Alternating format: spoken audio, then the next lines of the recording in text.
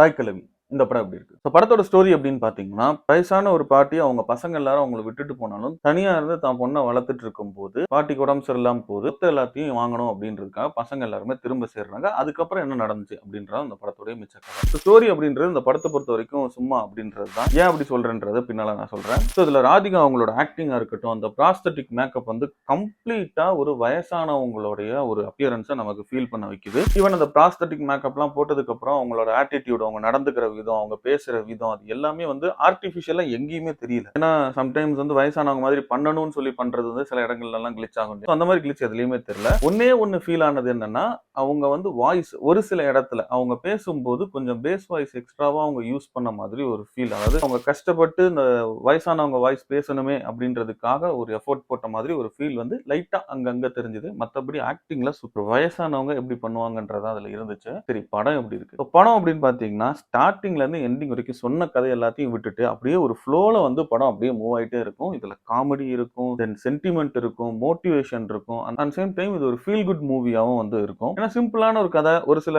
கேரக்டர்ஸை சுத்தியே தான் மூவ் ஆகுது. Scene by scene அப்படியே இன்ட்ரெஸ்டிங்கா, விறுவிறுப்பா, ஹாப்பியா, ஜாலியா அந்த மாதிரி ஒரு ஃபீல்ல வந்து கொண்டு போகும். கிட்டத்தட்ட இந்த வருத்தப்படாத வாலிபர் சங்கம், ஸோ இந்த மாதிரியான ஒரு ஜானர்ல இது மூவ் ஆகக்கூடிய ஒரு படம். ஃபேமிலியோட பார்த்து என்ஜாய் பண்ணக்கூடிய ஒரு சூப்பர் என்டர்டைன்மெண்ட் மூவி தான் தாய் கிழவி.